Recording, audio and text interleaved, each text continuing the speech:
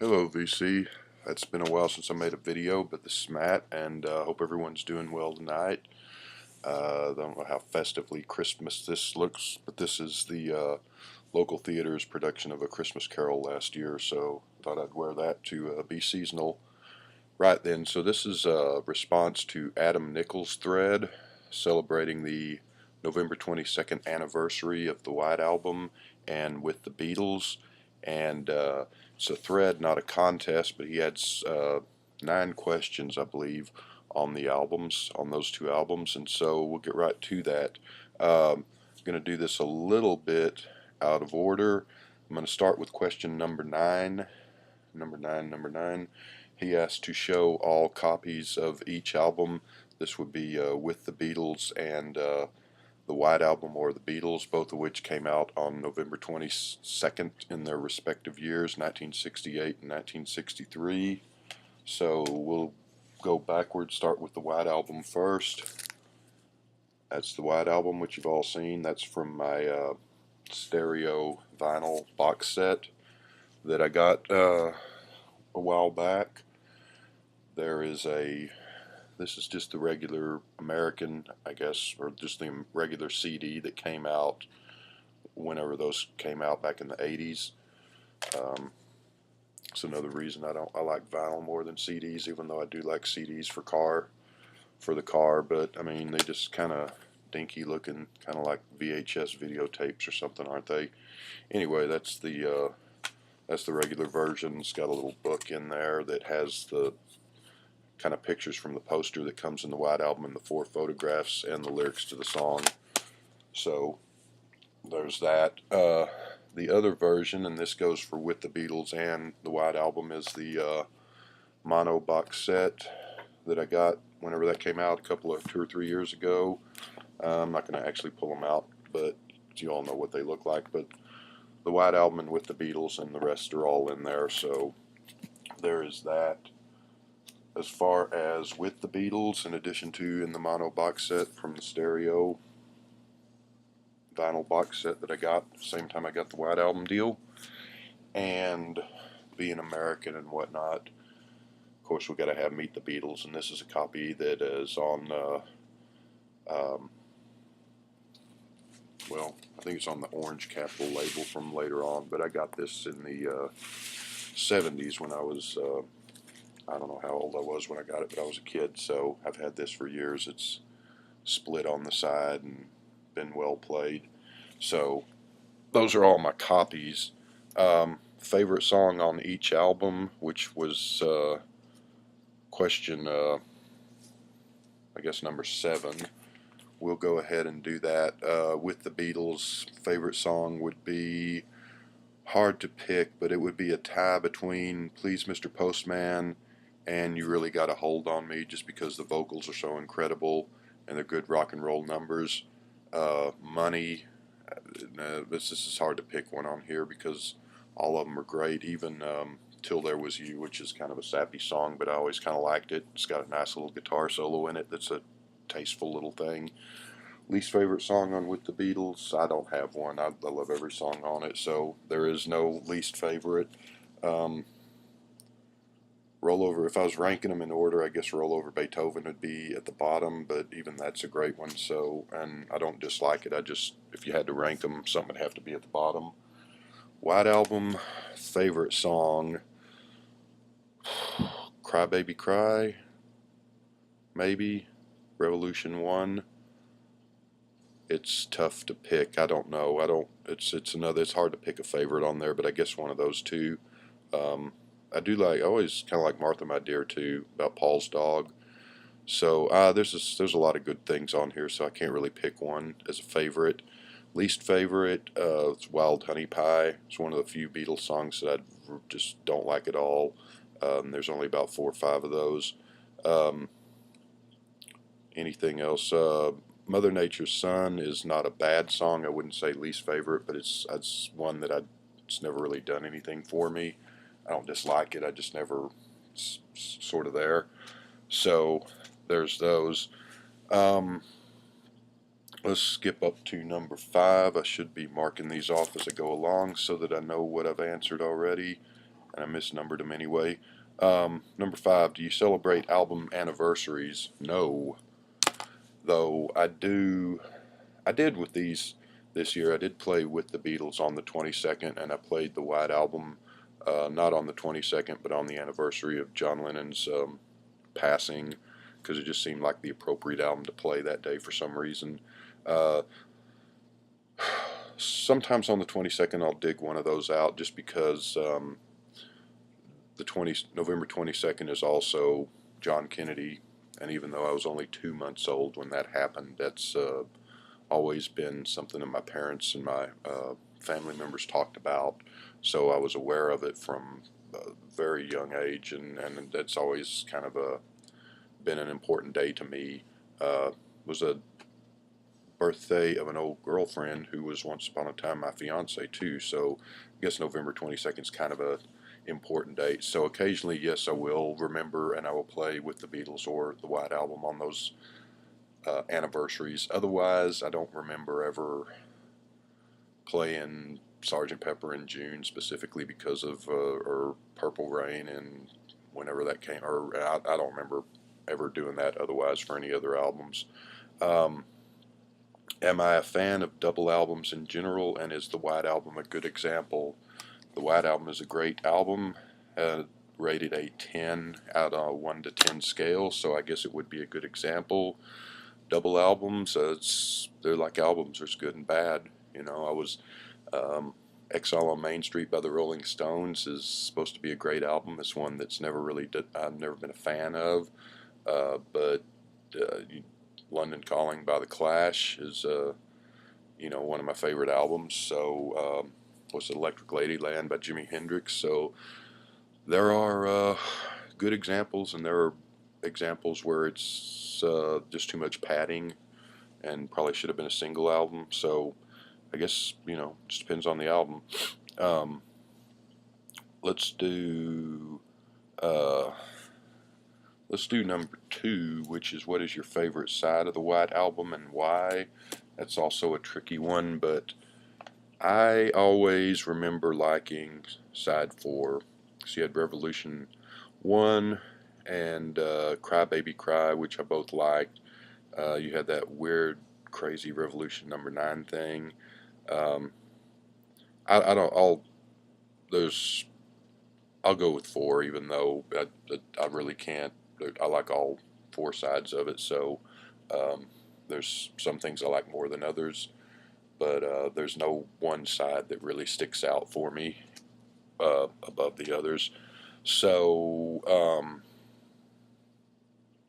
the first question, we'll go back to number 1. I know I'm skipping here, but first question that Adam had was, when did you first hear the White Album? Where were you? Who were you with? And how old were you? Um, I actually heard about the White Album before I heard it. I was my brothers, who were older, had, and I've told the story a million times, but they were old enough to be paying attention to the Beatles when they came out in '64 in America. I was born in '63, so I didn't really. I remember hearing them. I remember them having the albums around the house. I can remember distinctly Strawberry Fields and Hey Jude and a couple other songs, but I didn't tune into them really until, I want to say, I was pretty young. I was just about 72 to 73, so I was probably maybe even a little before that, because I was about 8 or 9 years old, so maybe even a little before that, because I would have been 10 in '73. But I remember a friend of mine in first grade who I had. He was first and second grade, and then I kind of lost contact with him after fourth or fifth grade.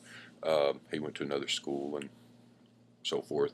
Haven't seen him in decades, but his name was Bob Roberts, which I always thought was funny because his name was Robert Roberts. But anyway, he had an older brother and sister also who were about roughly the same age as my older brothers. So they were into the Beatles and all, of course, because they were there when it was all happening. I was too. I was just a little kid. So he used to love the Beatles and talk about them, and I remember him back in first grade. He actually he went first, second grade, and then he went to another school, and I kind of kept in touch with him for a couple of years after that, and then you know how life gets. But uh, I remember him talking about the Beatles, and especially he used to always talk about the whole Paul is dead rumors and the clues on the records, and playing records backwards. And I thought that was, you know, when you're 6 or 7 or whatever we were at the time, that's really cool stuff. And Revolution Number 9, and which, you know, just weird wild stuff. And also I thought it was I was intrigued by the album, even though I didn't have it and hadn't heard it. I remember my brothers by that time were off into college and stuff, and were out of the house, but they had left. A lot of their stuff was still at the house, including their records, or a lot of their records and a lot of their Beatle albums, but they did not have the White Album. They had, I know they had quite a few Beatles albums, but the White Album and a couple others weren't in there. So I wanted to hear the album, and I was interested in it, but being whatever I was, 8, 10, whatever, didn't have any money. So I kind of hijacked their records, and I got a few Beatle records that from just allowance and birthday money, and you know, when I could get my parents to buy something for me. But I remember the first couple albums that I bought, other than what they had, were Introducing the Beatles, which is basically the same thing as Please Please Me or the early Beatles in America. Uh, they kind of released that stuff over and over, and Let It Be, and then a couple others like the Beatles' second album. But the White Album and the Beatles Story, which both of which I really wanted, were double albums, and I don't remember what albums cost in those days. I mean, $5 or $6. You know, we were talking 72, 73, $4 to $6, I guess. But then double albums were, of course, you know, a ridiculously expensive, like $12 or $13, which was way out of my price range. So I didn't get it, though I did get the Red and Blue albums in '73 for Christmas. But anyway, I didn't get the White Album. But my brother, who, like I said, was in college, and so he was living in an apartment, went over there with my parents one day for whatever, just went over there. And there was a copy of the White Album there that actually was not his. It belonged to my cousin who lived around the corner from where we grew up. And so I kind of finagled my way into spending the night with him, basically because I just wanted to hear the album. So I played it over and over. And I remember him, he got mad because I fell asleep and left the record player on, and it wasn't one where the tone arm picks up. It just, you know, stuck there, which, you know, things stick in your mind. But, and then I got a copy of it sometime later, but I got it on 8-track tape first. And I remember it must have been a birthday, or it must have been Christmas, and I guess it was from my mom or my dad, probably from my mom. And I got the White Album and Wildlife by Wings on 8-track, which and you know, of course, those are long gone, wore out years ago. But the Wildlife I only ever had on 8-track. I've never had that since in any form. I've got it on MP3 on my iTunes, but I mean, no physical form. And the White Album I got on 8-track tape, and I remember, I guess it said the Beatles. I don't think it said the White Album. But instead of having a picture of because 8-track tapes used to have a picture of the album on them, if you remember them, it didn't have that. It had a picture of a field and some trees, and it was covered in snow. I don't know what that was all about. And the funny thing was, I only got half of it, the first, because it was a double 8-track tape set, I guess, and I only got the first one. It was in its own little paper sleeve, but it was the side 1 and 2 with Back in the USSR, and I didn't have the second, I guess, disc, but second 8-track tape of that. So I had that for a few, and that probably would have been 73, 74, somewhere around there. And eventually I did get a vinyl copy of the White Album, which I no longer have. Um, and that would have been, had to been a birthday or Christmas or something, and that would have been probably 75, 76. So a year or so later I got it on vinyl. Um, so I was at my brother's apartment the first time I heard it that I can recall, and I don't know where he was. He was probably there out running around. So I guess I was with him, or he was maybe out running around, and I was just sitting in the apartment listening to it. I don't really remember. Um, so how old I would have been 10, 9, 10, something like that, I guess. And so there's that. And it was fun because I remember at that point there were still Beatle albums that I was buying. I didn't have them all yet, as I could get them as birthdays and Christmas, and as I could talk my parents into spending some money on me. And so there were still songs that I didn't know. Sometimes I'd get a new Beatles album, like Something New or whichever, and I would be like, oh yeah, okay, I've heard that song. I remember hearing that on the radio somewhere. But there were still songs that, weren't the album cuts, that didn't get a lot of radio play, that were new to me at that time. And I remember the White Album being, I think, completely new, really, other than I had the Red and Blue albums. And so you had, what, Obla Di Obla Don back in the USSR from the White Album are on there. I don't remember what all. So anyway, is it your favorite Beatles album or not? The White Album, that is? No. I would rate it a 10 out of 10, but if I were ranking Beatles albums, I tend to like the early to the middle stuff best. The White Album would be, not that it's a great album, I love it. It's just, it's a weird album. It's sort of, to me, it's kind of like Satanic Majesty's Request by the Rolling Stones. It's that you can look at the Rolling Stones from their first album up through, well, not now because they're kind of crap, but I mean up through, and you see an arc, and it all seems to, one album seems to grow into the next. And the same with the Beatles. It seems to be a natural journey from Please Please Me through Let It Be. But those two albums, the Rolling Stones and the White Album, I guess they kind of are, but they also kind of stick out of the, if that makes sense. They're kind of different, or and it's just it's a confounding, it's a weird album that I still, 30, 40 years later of listening to, haven't completely figured out. It sounds like the Beatles and it doesn't sound like the Beatles, and it's it's it's a great album, and I love it. But I would rate most all the other Beatle albums above it, to tell you the truth, other than Yellow Submarine and well, I like Let It Be. I don't know. I'd probably rate it above Let It Be, but and it sounds like I'm down on it, and I'm not. It's a great album. It's just again, if you're going to rate them, something's got to be at the top and then in the middle and at the bottom, and so um, yeah. Which do you prefer? I prefer With the Beatles over the White Album.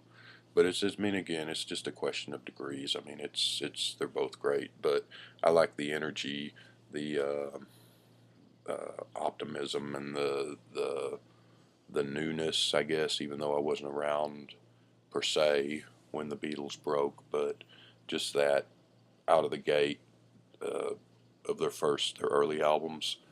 Um, the Beatles were always kind of a positive band, not in a syrupy, silly sunshine and lollipops way. They were realistic and all. But the White Album is, I guess, not a happy album, which doesn't mean it's not a good album. But I don't know. With the Beatles would be the one I prefer.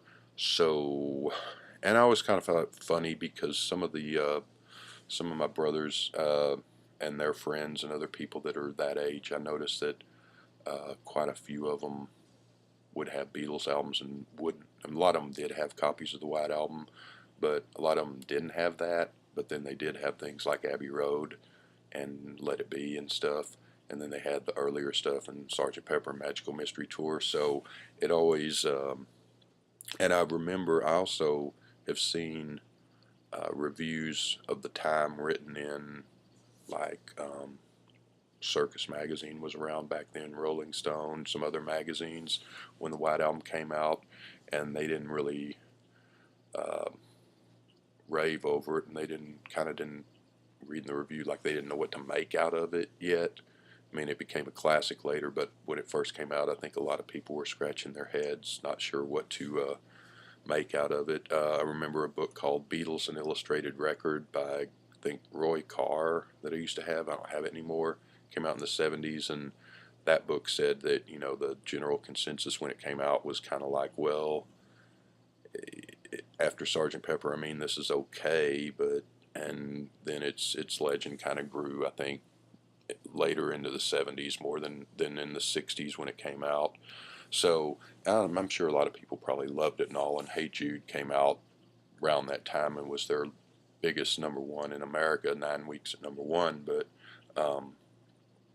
I think a lot of people kind of, when the Beatles got weird, to say, kind of went off of them, people that were around at the time that was happening. I remember seeing clips of Dick Clark bandstand when he played Penny Lane and Strawberry Fields, and was kind of gauging the audience of these, Leave It to Beaver looking kids. And, they were expecting still the Beatles of Day Tripper and I Want to Hold Your Hand and so forth. And they were kind of not sure whether they liked it or not, which, I mean, I think they did eventually. And I think the White Album did that to a lot of people. I would have loved to have been there. I think I've said that before, on the day or the week that came out, to kids that ran out like all excited to get a new Beatles album when they got home and they played it and heard it for the first time. Would have been great to have been there to see these kids hearing Revolution Number 9 for the first time, and what in the hell they made out of that, I don't know. And I remember thinking it was incredibly weird when I was a little kid. It's still incredibly weird, but now it almost seems like music in a song in a way. I let it play through when I play the White Album. Back then it just seemed truly bizarre. So I think I've answered all the questions. So, all right, Adam, have a good one, and everyone else out there in the VC, and we'll talk to you soon.